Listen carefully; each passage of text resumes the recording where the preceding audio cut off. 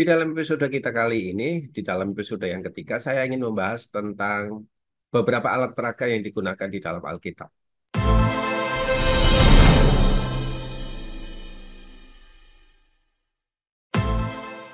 Di dalam Alkitab, Allah seringkali menggunakan berbagai alat peraga untuk menyampaikan pesan yang begitu kuat kepada umatnya, kepada manusia.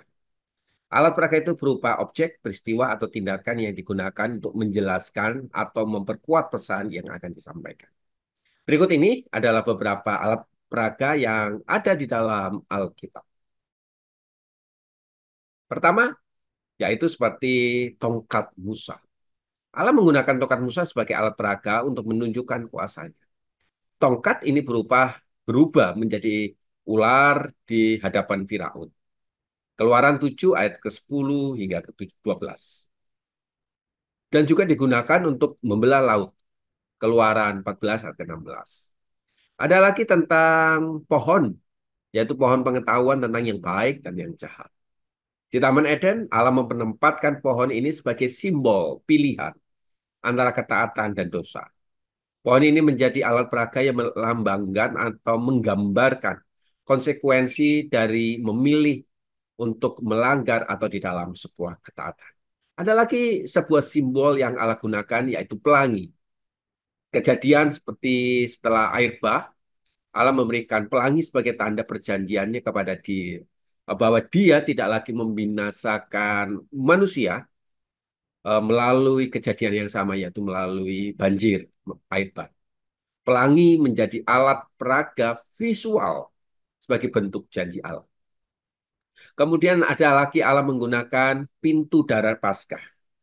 Allah memerintahkan bangsa Israel untuk mengoleskan darah anak domba pada tiang pintu rumah mereka sebagai tanda agar malaikat maut melewati rumah mereka selama tulah itu berakhir. Seperti kejadian yang ada di dalam kitab Keluaran 12 ayat yang ke-7. Darah pada pintu ini menjadi sebuah alat peraga keselamatan. Ada lagi sebuah batu peringatan di Sungai Yordan. Ketika bangsa Israel menyeberangi Sungai Yordan menuju tanah perjanjian, Allah memerintahkan kepada mereka mengambil 12 batu dari dasar sungai sebagai peringatan akan mujizat tersebut. Fungsinya, fungsi ini yaitu batu itu digunakan sebagai alat peringatan akan kesetiaan Allah.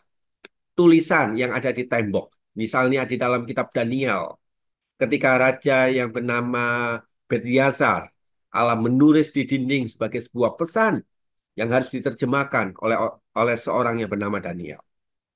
Tulisan di tembok bisa menjadi alat peraga untuk menghakimi penghakiman atas kerajaan Babel. Susu dan madu, seperti yang digambarkan sebagai bentuk tanah yang ada di dalam tanah perjanjian, yang tertulis di dalam kitab Keluaran. Digunakan Allah untuk menunjukkan kelimpahan berkat yang harus dinantikan oleh bangsa Israel. Perumpamaan-perumpamaan Yesus di dalam kitab Perjanjian Baru sering kali menggunakan banyak alat peraga.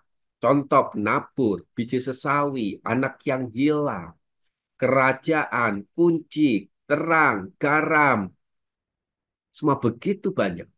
Bahkan Allah menggunakan alat peraga yang sampai hari ini sebagai simbol yang kuat di dalam Alkitab. Sebagai simbol tentang pengorbanan Yesus Kristus untuk penebusan dosa manusia. Ya, itulah salibnya.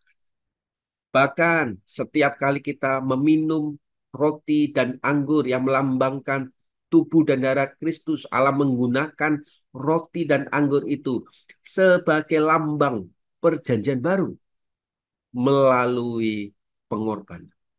Banyak sekali tanda-tanda, banyak sekali alat-alat peraga yang Allah gunakan.